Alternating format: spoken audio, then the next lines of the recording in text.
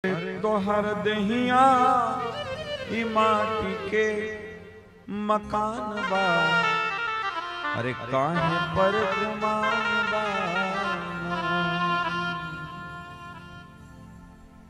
तो अभिमान छोड़ करके किसी के साथ धोखा न करते हुए बड़ी ईमानदारी पूर्वक अपने जीवन का यापन करना चाहिए, क्योंकि कोई कुछ नहीं लेकर के गया। जितनी इस सृष्टि की वस्तुएं थी सब यहीं पड़ी और ये सनातन से सब पड़ी हुई हैं और आगे भी पड़ी रहेंगी। तो काहे पड़ी हैं, काहे पड़ी हैं? बोले घर में कुर्सी हो, मेज हो, कॉपी किताब हो, जूता मोजा कपड़ा खाना पीना लाइट बत्ती, ये सारी व्यवस्था किस लिए? ये सारी व्यवस्था किस लिए? ये सारी व्यवस्था केवल बेटे को पढ़ करके नौकरी पाने।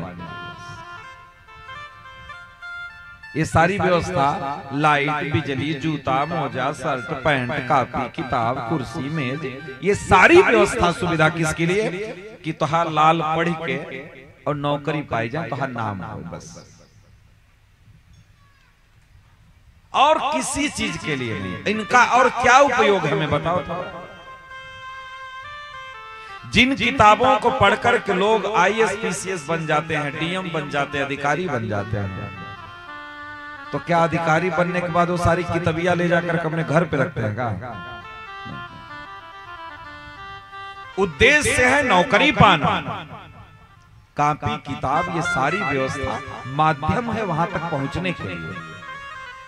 सब छोड़ करके आदमी नौकरी पाता है तो डाक बंगले में चला जाता है। सारा किताब लाइट बत्ती जूता मोजा सब कुछ छोड़ करके वो डाक बंगले में चला जाता है, खूब आनंद लेता है।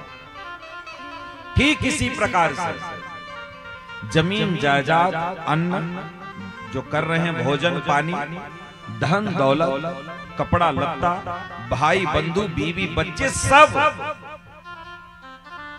आपके आंखों के सामने जितनी वस्तुएं दिख रही हैं, ये सारी वस्तुएं भगवान तक पहुंचने का केवल साधन है। जिस दिन भगवान तक पहुंच जाएंगे बस ये सब साइड लग जाएंगे, इनका कोई काम नहीं है आपके जीवन में। न किसी रिश्ते की जरूरत है, न किसी संबंध की जरूरत है, कुछ भी जरूरत नहीं, कुछ नहीं जरूरत। क्यों परेशान हो रहे मेरे भाई, क्यों चक्कर में पड़े हुए?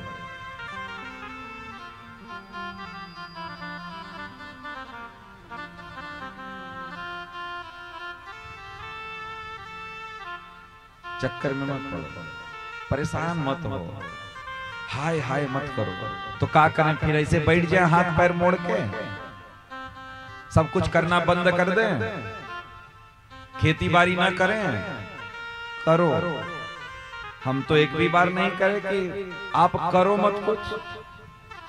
हम तो बस इतना कह रहे हैं कि जो आपके पास है उसमें मस्त रहो, खा पी करके और भगवान का भजन करो। हम तो ये कह रहे हैं, हम तो ये कह रहे हैं कि बच्चा पैदा मत करो, बच्चों का पालन पोषण मत करो, खेती बाड़ी मत करो, कुछ मत करो, सब कुछ करो। लेकिन जो इतना सब कुछ होने के बावजूद भी हाय हाय हाय हाय हाय हाय उसका सुख नहीं भोग पाए, एक दिन लकड़ी हो गई। दिक्कत तो इस बात की है, तुम्हारे पास हाथ में रसगुल्ला है, 56 प्रकार का भोजन बना है, तुम्हारे आंख के सामने रखा हुआ है, और तुम कह रहे हो कि बड़ा भूख लगा है, बड़ा कष्ट में है, कोई खाना दे दो। तब तो मन तो यही करेगा कि उतार के दुई जूता उनके कपारे पे दही कायदे से सामने रखा है, खा नहीं पा रहे हो, और तुम कह रहे हो कि हमको भूख लगी, हमको वो चाहिए वो चाहिए। अरे जो भगवान ने दिया है उसका सुख तो भोग लो मेरे भाई, जो भगवान ने दिया उसका सुख तो भोग लो। मेरा कहने का बस इतना ही मतलब। कि जो आपके पास है उसका प्रयोग करिए, प्रयोग करिए, उसको निरर्थक मत जाने दीजिए। और इस संसार में जो कुछ भी हमको मिला है केवल भगवत प्राप्ति का साधन है। इस संसार में जितनी वस्तुएं आपको दिखाई दे रही हैं केवल भगवत प्राप्ति का साधन है, बस और कुछ भी, और कुछ भी। अगर आपको लगता है कि जितनी वस्तुएं दिख रही है हमारे काम की हैं, तो आज तक किसी के काम में नहीं आई, तो आपके काम में कहां से आएगी? किसी के काम में।